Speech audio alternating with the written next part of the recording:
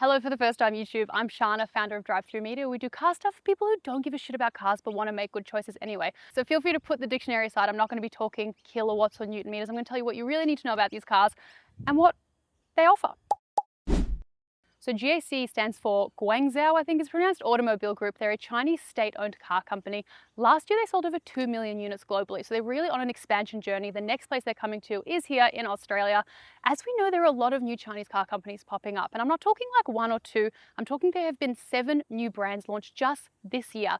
That's wild to get your head around, so I'm not surprised if you don't know who GAC is. So let me tell you what you actually need to know about these cars. This is the first car they're launching. They're launching with 3 very different cars in very different segments. They're doing a small SUV that is petrol powered, a people mover that is a plug-in hybrid, and a medium electric SUV, because I feel like if you're starting a new brand in this country, you have to launch with a medium electric SUV.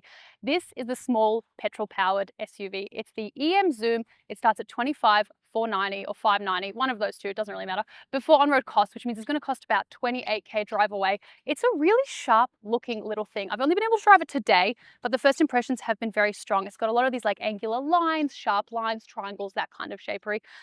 Absolutely love this color. It's like a light lilac. It's really, really beautiful. And let's jump inside. And so if there's one thing that Aussies have made very clear to car companies, it's we don't really have a lot of money right now. No one's really in a position to be dropping 40k on a small SUV. JC have launched this car and they've put so much cool shit into it at a really, really affordable price. Let's talk about what you get on the inside, because that's where you're going to be every time you drive the car, I'd hope. But in terms of what they've put in, you get a digital driver's display. Again, because this is a single variant, there's a lot of like premium features in here. This massive 14.6-inch screen. I think this is the biggest screen I have seen in a sub 35k car ever. It's absolutely enormous. And what I love about it, and I love when brands do this, is there's physical aircon controls. You don't have to be digging through the menu to figure out like, how do I turn down the fan speed? You continue to get a lot of those like sharp lines. The cup holders like these cool hexagons. You have a wireless charging pad down here. It just feels like a really premium cabin, which is really lovely. I like these materials a lot. It's kind of like this fabric across here with that same like diagonal pattern that they have going on down here. Typically in competitors like the Tiggo 4, Mahindra XUV, I think the premium one, you get heated and ventilated seats. I don't know about the Mahindra, I'm certain about the Cherry. But in here, you only get the ventilated seat in the driver's seat. So it's all about the driver in this car. But you don't get a heated seat, which is a real shame, because if you're like me and you live in Melbourne in the winter, that is a lifesaver for me. It's a luxury feature that I've become an absolute brat about, and I really, really like. This car is powered by a 1.5 litre turbo petrol engine. It has enough pep that in the city, driving, commuting to work, I don't think it's going to feel sluggish at all. If you're trying to gun it on the freeway or you're racing someone at the lights, not that I condone it at all, but I mean, sometimes it's fun to do.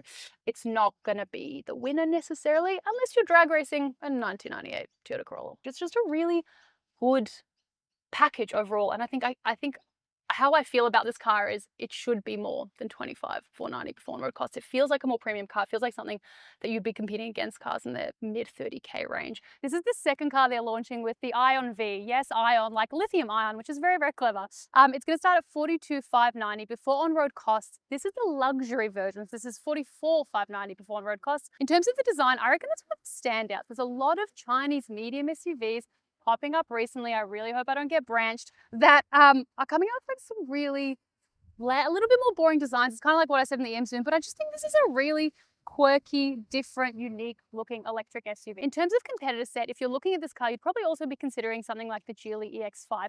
That one does start cheaper, but if you're looking at range holistically, that car can only do 410 kilometers of WLTP range. It's a very, very similar model. This one, 510 kilometers WLTP range. Inside of this car, the vibe is very Chinese luxury EV. It's kind of what you're seeing a lot of these days, but it's really nice and sleek in here. There's nothing too offensive. The same massive screen that you get in the Emzoom, you're getting in this car as well. Unfortunately, I know it's a gripe that you probably hear Jonah say all the time, but it really pisses me off that the aircon controls are in here, because right now, like, it is a blistering hot day today. You want to get in the car, you want to crank a dial, you want to flick a switch, you know what I mean? Like, you don't want to be shuffling through menus. Just a little gripe of mine.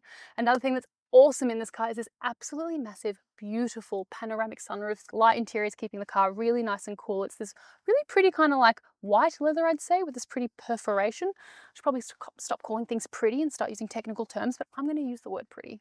Cup holder wise, 2 standard cup holders here. You can fit those like skinny water bottles in here. A coffee cup is perfect. It's got these little pop-in things that really keep it secure. So if you're spending $6 on no latte like these days, like I am, that's not going anywhere, unfortunately. that's where that cup holder storage ends, and you're stuck. If you have a front green, you're gonna have to chuck it under here, but this is a massive open space. You can chuck a handbag in there, whatever you need. There's also a USB-C and a USB power point. That USB power point can connect you to Apple CarPlay, Android Auto, but you can also connect wirelessly, which is really convenient, less fuffing around, that kind of stuff. In here, the magic fucking happens, okay? There is a 6.6 litre fridge. I think a fridge in a car is one of the most underrated features that not enough people talk about. 50-watt wireless charger. Really, really decent one, actually. It charged my phone quite significantly when we were up on the way here. So another thing that I really like about the interior. But again, I just can't look past the aircon controls being in the screen. I say it all the time. I complain all the time about it. I know I'm not the only one. Please, please bring back some buttons. Back here is where the car really, really shines. Like, there is so much space here. I'm 180 centimeters. I know I'm really tall. Huge amount of knee room, a huge amount of headroom thanks to this glass panoramic sunroof. And it just is really spacious back here. I reckon this is one of the most spacious medium SUVs I've been in, let alone electric. There's no transmission tunnel over here, so you get a huge amount of space as well, flat floor. It's really just a nice place to be. Another huge bonus, especially for parents, this door comes out, oh, if I don't get fucking windswept away, almost 90 degrees. So your entry and exit point back here is super, super clever as well. And there you go. Another couple cool things in the back, you have your aircon controls over here, cooling and heating, a USB-C port, and back here, you even get a little tray. It's kind of like an airplane. Don't know what you do with it. You can hold an iPad there if you want. You could do anything with it if you want. And the third and arguably coolest car that they are launching, this is the M8 PHEV. It's a plug-in hybrid luxury people mover. It comes in two variants. The first starts from $76,590 before on-road cost. They love that $590 stick over here at GAC. And the second one, which is the premium version, that's this one here, the luxury. This is $86,590 before on-road costs. Unfortunately, as a car reviewer, I had to drive this behemoth yesterday, but if we're being honest, this is where the magic happens. This is the kind of car you want to be a passenger in. Don't get me wrong, very plush to drive, very smooth suspension, a lovely time. But it's not as nice as this. Over here, you have a little LCD screen that controls everything. You can recline the seat. You can heat the seat. You can chuck on a massage. Like, who does not want to be here? You have these same trays that you get in the Aion. Put your little laptop. Have your Teams meeting. Imagine telling someone you're doing a Teams meeting from here. Like, that's next level impressive.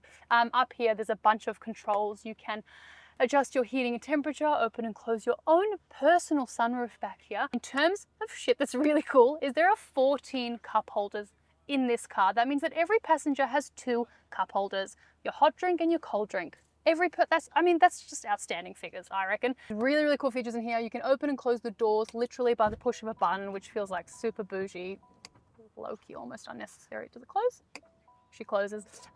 In terms of what else is going on in the car, this seat does completely move forward. It is not the roomiest. So this isn't necessarily the car that you're going to be getting if you really do need a full-fledged 7-seater. A little bit tight in the middle seat. But for 6 people, it's really, really spacious in here, as you would imagine, because you're driving a van. In terms of the important stuff, GAC is launching with around 10 dealerships to start, mostly in major metro areas. So think Sydney, Melbourne, Brisbane, Perth, Adelaide, the usual kind of suspects.